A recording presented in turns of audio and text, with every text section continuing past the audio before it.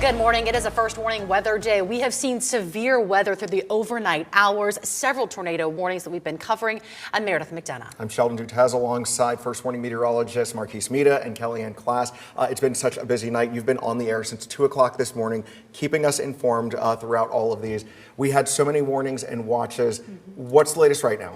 So we actually did get the tornado watch extended until 3 o'clock in the afternoon. Earlier this morning, it was extended. It was until 9 o'clock, but now that tornado watch has been extended until 3 o'clock in the afternoon. And I want to remind you, a watch means that we have the conditions to maybe spawn up a tornado, but Marquise, with a warning, that means that there is a tornado on the ground. Yeah, we've had several active warnings throughout the morning, nonstop coverage since what, 2 o'clock already? So 2 o'clock in the morning, 6 hours of this, and it's not going anywhere anytime soon. yeah, active is an understatement. We've been just pummeled not only with the tornado warnings, but we've seen relentless rain, spawning flash floods, flood advisories, and then on top of that, strong straight line winds as well, gusting 40, 50, 60 miles an hour. Oh, sorry to cut you off, Marcus, but one thing that caught my attention throughout the morning was like, as soon as like one warning would end, it would be quiet for a little bit, and then another one would like pop up. So what's happening in the atmosphere? What's happening that's contributing to all this? So this is kind of a pretty rare for Central Florida setup, because typically whenever we have a tornado warning, that typically cools the air. It doesn't allow it for anything else to form, but this is going to be different. This is kind of a frontal system where we're in the warm sector of the frontal system,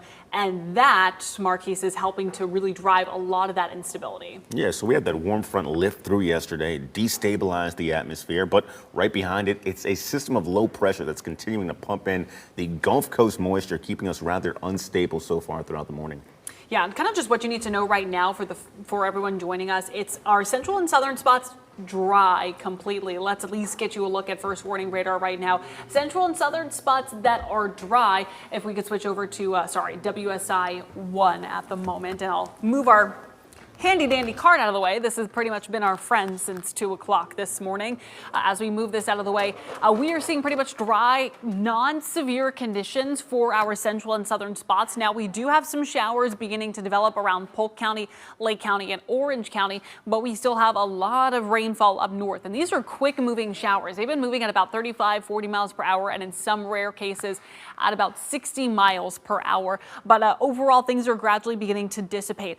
We have been watching this one tiny cell out in Marion County, Ocala, for quite some time now. It spawned a couple of tornado warnings there, but right now, no active warnings in place. Again, a warning means that there is a tornado on the ground. A watch means that there is the potential for tornadoes to develop. But as of now, looking at our radar, our velocity product, just seeing some stronger winds. Still going to keep a close eye on this one, though, especially outside of Ocala, where a new tornado warning could be issued at some point. So again, we have a tornado watch in effect until 3 o'clock this afternoon. That has been updated from the 9 o'clock time frame, and it has been extended because, Marquise, we're expected to have another round of severe storms. Yeah, we'll have that round of severe storms rolling through rather quickly. If we can switch on over to WSI2. What we had moved through yesterday, though, that was this warm front that we were talking about at the desk that slid across Central Florida. Now it's around the I-10 corridor,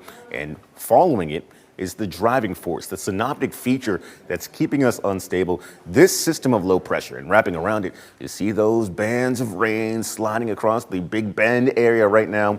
And that was what was producing those tornado warnings that we've seen so far throughout the morning today. So as that low pressure center does draw closer to us, we'll keep the active watch in place. That's going to be valid until 3 o'clock in the afternoon. We're going to continue to see this watch across the areas of Marion County, Sumter County, Citrus, Levy County as well, all across that I-75 corridor. That's where the unstable conditions are likely to progress from the morning through the afternoon. And still across I-4, we'll still have heavier, strong gusts of wind and the opportunity for rain showers as well. So as what Kellyanne was mentioning, the difference between a watch and a warning, where we had that red shaded region just a graphic ago, that's where the watch is active. That means the atmosphere is favorable for further development. And we'll see the opportunity for a watch to quickly turn into a warning just in a moment's notice, and we've had several warnings already so far throughout the day, meaning that you need to get into that safe place. So when a watch is active, know where to go. When a warning is active, take action and get there. The most interior room of your home, away from any doors or windows. As Sheldon was mentioning earlier, if you can get under a table, maybe put a blanket over yourself to cover you just in case we do have debris coming crashing in through your windows. Also, to add insult to injury, we've had several flood events taking place already throughout the day. Take a look at how much rain we've seen just today alone. Ocala, nearly 5 inches, 4.78. Rolling Hills, 4.57. Dunedin, 3.72, nearly 3 3/4. Silver Springs, nearly 3.5 inches of rain, and it's still raining this morning, so we'll see the opportunity for those showers to begin to pile up once again across the I-75 corridor. Whether you're on I-75 or I-95, though, as we move from the morning through the afternoon, still strong, gusty, straight-line winds are going to be possible, right? If you find yourself on the road, you'll feel the winds tugging and pulling on your car.